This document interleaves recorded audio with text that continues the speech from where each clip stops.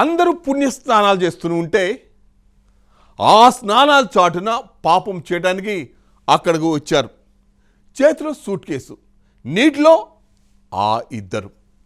ఏదో తేడాగా ఉందని అక్కడ ఉన్నవారు ఏంటి అది అని అడిగేసరికి అబ్బే అది ఏం లేదండి, మా కుక్క చనిపోయింది అని కథలు చెప్పారు.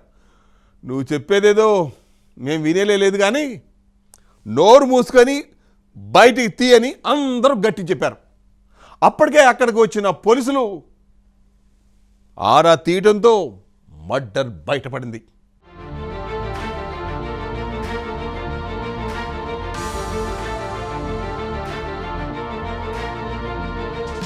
వెస్ట్ బెంగాల్ రాష్ట్రంలో దారుణ ఘటన చోటు చేసుకుంది. కోల్కతాలోని గంగానదిలో సూట్ కేసులో మూటకట్టిన మృతదేహాన్ని పారవేసేందుకు ప్రయత్నించిన తల్లి కూతుళ్లను స్థానికుల సమాచారం మేరకు పోలీసులు రెడ్ హ్యాండెడ్ గా పట్టుకున్నారు. పోలీసులు వారిని అరెస్ట్ చేసి స్టేషన్కు తరలించారు. మహిళలను ఫల్గుని ఘోష్, ఆరతి ఘోష్ గా పోలీసులు గుర్తించారు.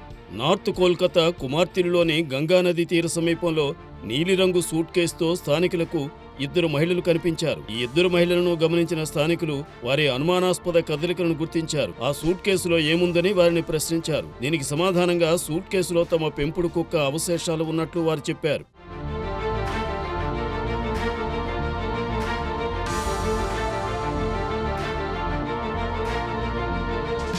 దీంతో స్థానికులకు వారిపై మరింత అనుమానం వచ్చింది. తాము ఇద్దరు మహిళలను సూట్ కేసులో ఏముందని ప్రశ్నించగా కుక్క అవశేషాలు ఉన్నట్లు చెప్పారని స్థానికులు పేర్కొన్నారు. అయితే సూట్ కేసును వారు ఓపెన్ చేయకపోవడంతో తమకు మరింత అనుమానం కలిగిందని స్థానికులు పేర్కొన్నారు.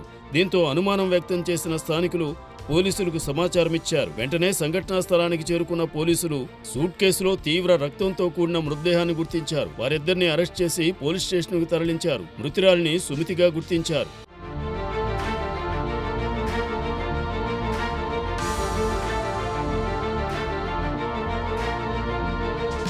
పోలీసుల వివరాల ప్రకారం మృతురాలు సుమిత ఫల్గుని మామ సోదరని తెలిపారు.